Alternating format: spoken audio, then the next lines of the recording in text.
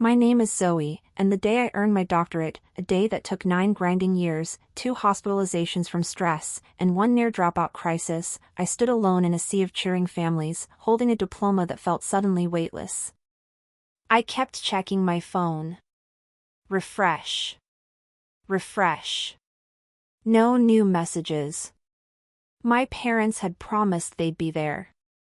Not casually promised, sworn.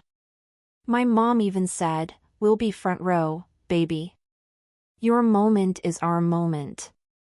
They knew what this meant to me. They knew how hard I'd fought. They knew I'd be the first doctor in our family. But as my classmates hugged their families and posed for pictures, my phone finally buzzed. A text from Mom. "Sweetie, we're so sorry. Your brother needed us. Last-minute situation. We'll make it up to you." Attached was a photo. My brother, Mason. Laughing in the sun. Red Solo cups everywhere. A stupid blow-up flamingo floating in their pool. My parents in the background, smiling, relaxed, drunk. My brother's pool bash. Not an emergency. Not a crisis. A goddamn party. I swear, something inside me snapped with an audible click. The applause around me faded. The dean's voice blurred. The mortarboard on my head suddenly felt like a joke, like a costume prop. I walked off the stage holding a piece of paper that no longer felt like achievement, only proof of how invisible I'd always been compared to Mason, the golden child who could burn the house down and somehow still get praised for his creativity. I didn't cry. Not then. My tears came later, in the car, where I screamed into the steering wheel until my voice broke. They didn't call. They didn't show up that night. They didn't even pretend to care. But that silence did something powerful. It clarified everything. I decided I would be done being the afterthought. If they wanted to treat me like a footnote in my own life story, I'd show them what the book looked like without me in it. 3 months passed. I moved out of state for my residency without telling them the exact start date. Calls decreased. Texts faded. I didn't chase.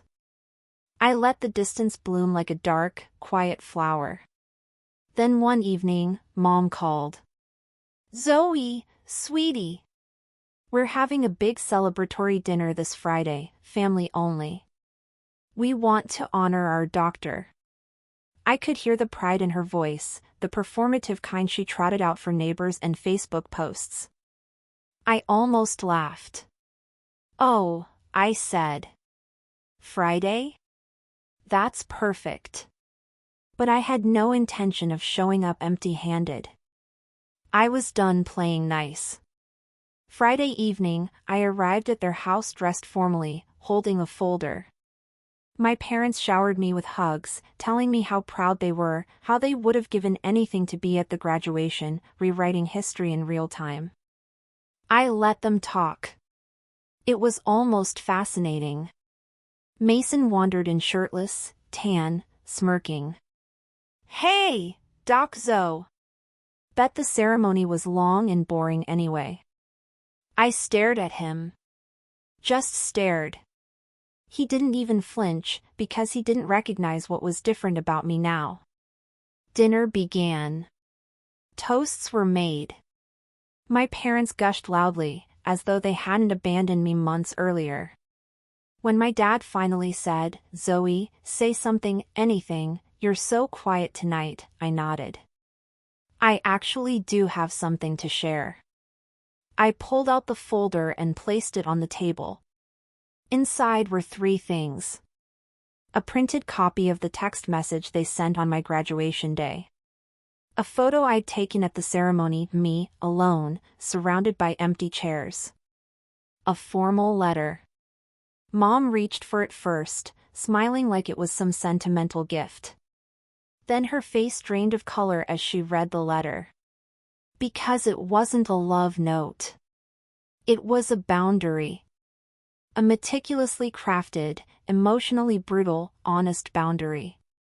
It explained, in clear, clinical language, exactly how their absence had gutted me. How their pattern of choosing Mason over me had shaped my entire childhood and adulthood. How I was done begging for basic respect. How our relationship would not continue unless they acknowledged, apologized, and agreed to counseling. And until then, communication would be limited to email. My mom's hands shook. My dad looked stunned. Even Mason broke out of his smug haze.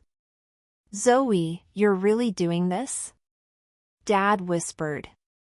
"Yes," I said quietly. "This is my revolution." Mom started crying.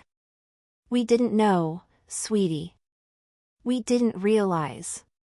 "You didn't want to realize," I corrected.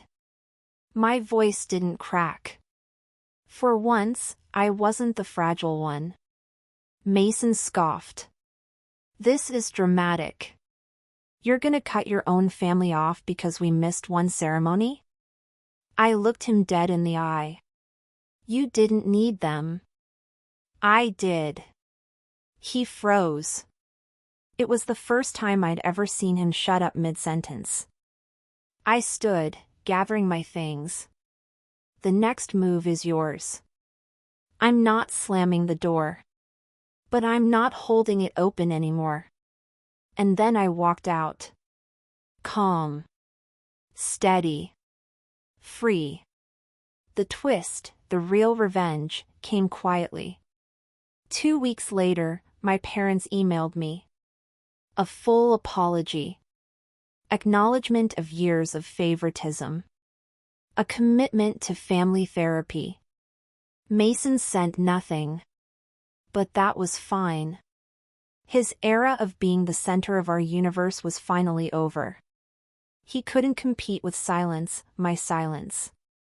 It was louder than any scream I'd ever managed growing up. My parents now know something they never understood before. I'm not the forgotten daughter. I'm the daughter who finally chose herself. And for the first time in my life, they're the ones trying not to be left behind. And that's how I learned the hardest truth of all: sometimes justice isn't loud, or violent, or cinematic. Sometimes it's the quiet decision to walk away and let people feel the emptiness they created. Now my parents are doing the work. I'm finally living my own life. And Mason? He's learning that the spotlight feels a lot colder when no one's clapping anymore. If you want more stories like this, real, raw, shocking, and painfully honest, don't forget to like, share, and subscribe, and tell me in the comments. What would you have done if you were me?